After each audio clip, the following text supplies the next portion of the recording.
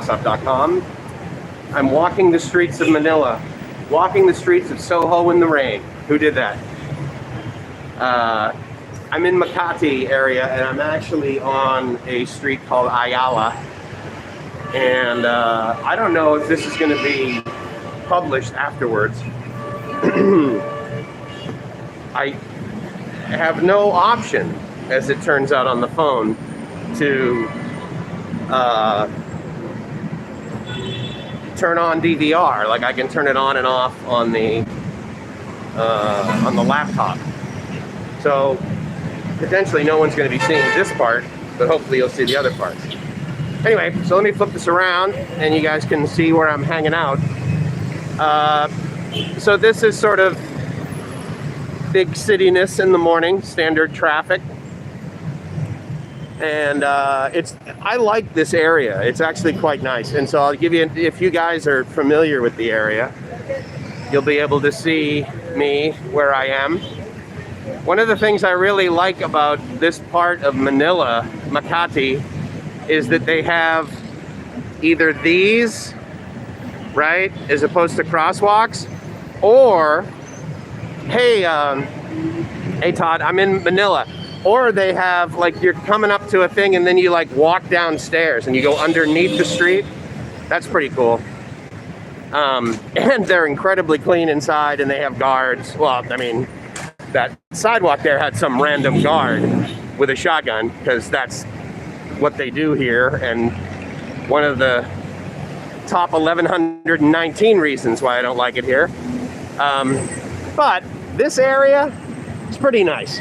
And one could argue that most business districts in major cities are traditionally, oh, okay, so there it is over there. So it almost looks like you're like entering a subway, but what it does is that you walk underneath the street and it allows you to cross at intersections and then the traffic doesn't have to stop. It's a super idea, and quite frankly, I don't know of other cities that have that. I know that in Thailand, or Bangkok, I take advantage, oh, that's kind of cool.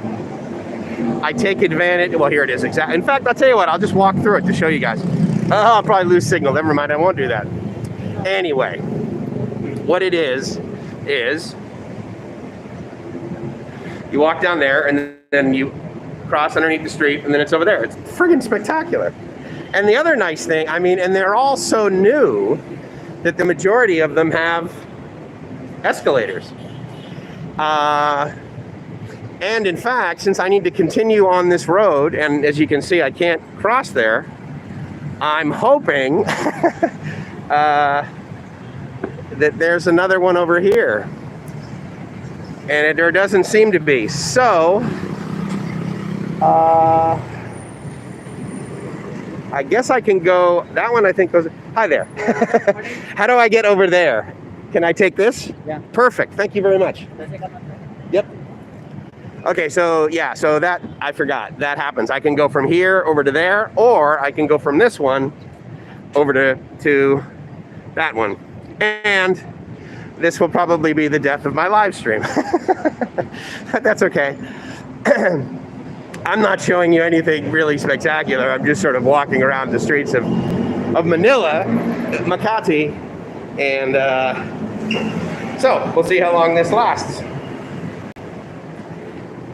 But I think this is a great feature, and you know, let's face it, this is not trivial to make one of these. And considering all of the things that this city arguably should be spending money on, at the least which is probably education, one could argue that this is really sort of a lower priority. However, with all the business that gets done here, you could say, well, no, it's supposed to be this way.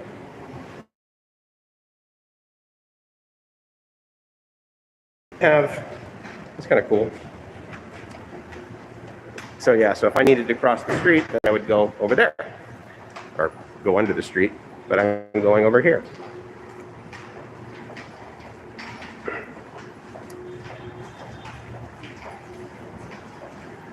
And I'm actually going to do this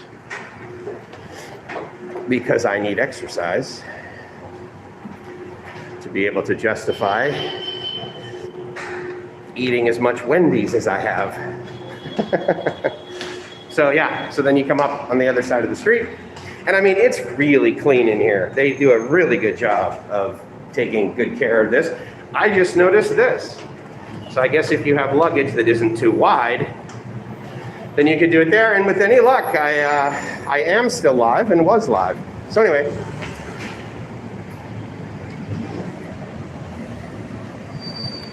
Yeah, I like those things. They're very cool. So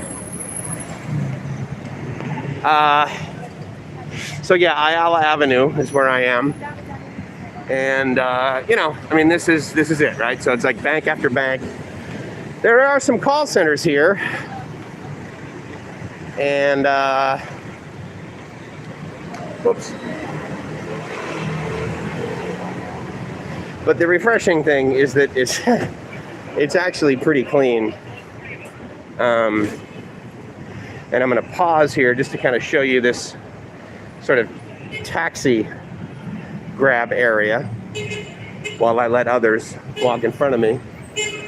LBC, if you don't know, is basically the FedEx, UPS, DHL of over. Sorry, it's hardly DHL. It's not that reliable, but they do a pretty good job. And a lot of times it's how I get my packages from California over to here, or how I did.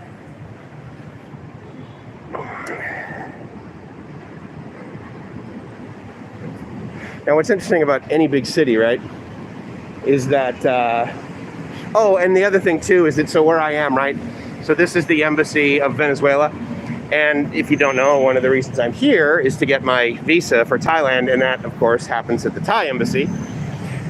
And like a lot of big cities, they group all of the embassies sort of, you know, within about 5 or 6 blocks, 4 or 5 blocks of each other. So that's been nice. Kind of right across the street from my condo, about 1 block away, is the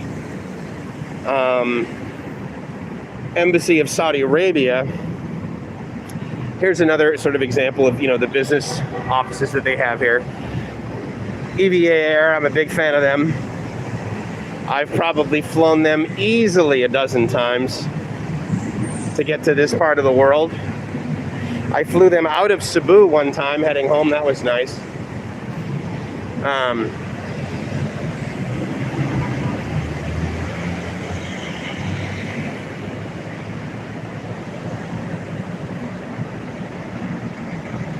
Remember that the Philippines have more rebels that want to take power more than Thailand. Yeah. Hi, Joe. How you doing, buddy? Sorry, I missed this. Picked me up a shirt and a poker chip. Oh, yeah.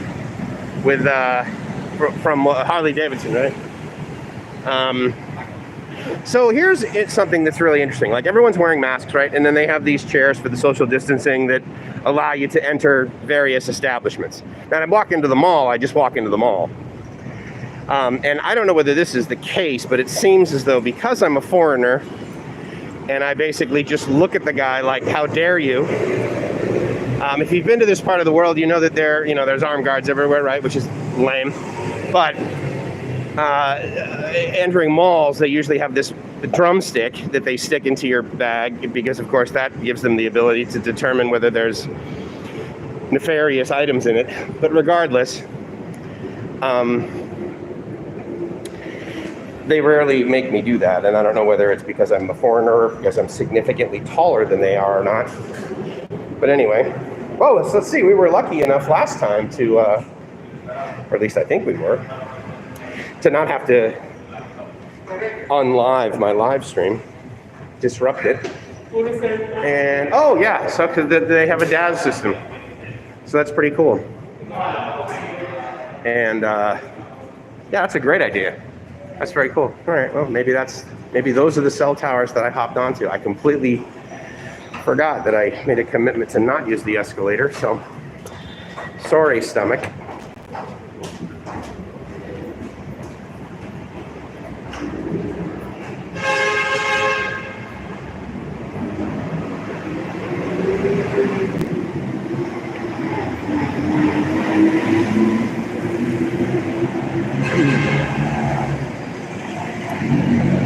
So the Ayala Triangle is kind of near where I'm going. I'm going to an area or I'm arguably in an area referred to as Greenbelt. Although I may not be there yet. I may have to go a few more blocks. But my goal is to go to the Ayala Greenbelt, I think it's called 3. And I just believe that that's sort of like one of 5 entrances to this giant Ayala mall. Ayala, SM, Gaisano, these are the main malls here. The Ayalas seem to be a little bit nicer. They seem to add a little bit more greenery than the other ones.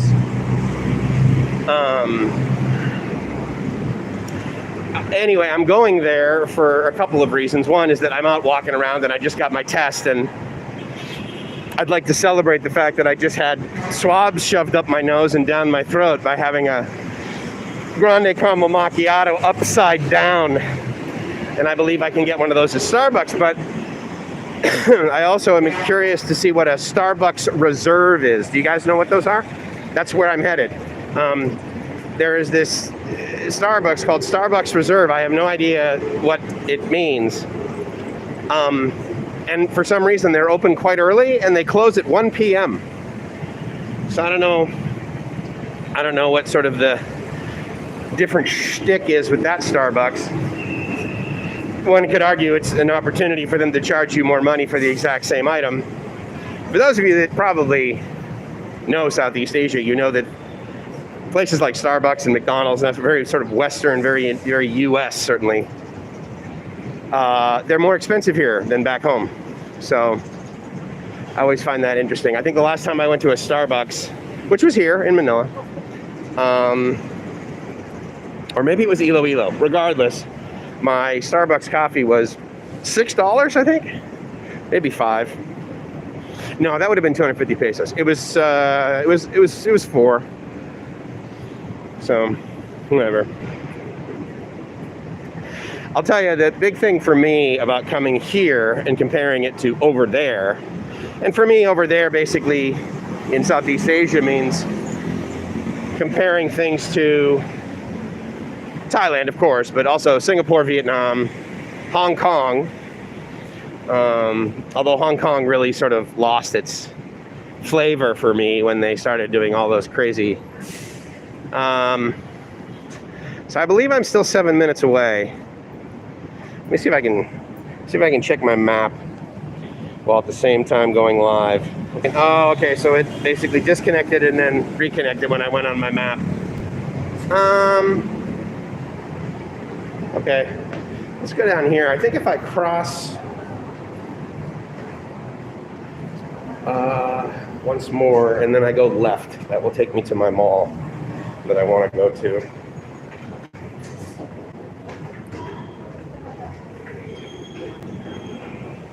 Yeah, they do a great job of keeping these clean down here, man. I really appreciate stuff like that. And of course, there's real estate, so there's. By the way, they used to have a Seattle's Best Coffee across from the courtyard from the Starbucks, but they closed it during the pandemic. I think they are owned by Starbucks. Seattle's Best? Actually, they're not. But I know the place you mean. Ayala Triangle. See, it says Ayala Triangle 7 minutes, but on the map it looked like the Ayala Triangle was basically what I'm going to kind of step foot on one edge of the triangle once I get up on top of these stairs, but I'm not quite sure. There's coffee bean and tea leaves everywhere, and what's of course funny is that they say, well, from California since 1963, which is not false, but coffee bean and tea leaf, if you don't know, is now owned by Jollibee. I believe that was 2, maybe 3 years ago that purchase finalized, and I'm pretty sure they don't advertise that in the United States. Because for one, most people don't know what the hell a Jollibee is, and for those of you that do know what a Jollibee is, you know that it's freaking gross. So that's kind of like Walmart recently purchasing Nordstrom's, or something to that effect, and people are being like, yeah, I really don't have any desire to go there anymore. This is a neat area, actually, and here's why I remember this area, is I remember walking past it the time we were up here, so about 2 months ago. And I was walking around and I thought, okay, of all the places right now, I'm going to be able to get 5G. And I get 5G because it labels it as 5G. and then I do a speed test, and it's like 10 megs up. I'm like, no, that's not exactly the 5G protocol when I'm 3 meters away from the antenna, dude. But that's all right. I'll be gone soon, and then I can complain somewhere else. Hello from Boston. Robert, wicked pissuck. Thanks for coming by, buddy. Any subways there? Yeah, there are. And the subways go above and below ground, much like the T, much like the wicked pissa T. And how long am I going to be in Makati? Excuse me. So approximately 36 hours more. I got my swab shoved up my nose, and so the test for that, they said, and the reason I paid extra for the express is that they would have a result in 14 to 24 hours.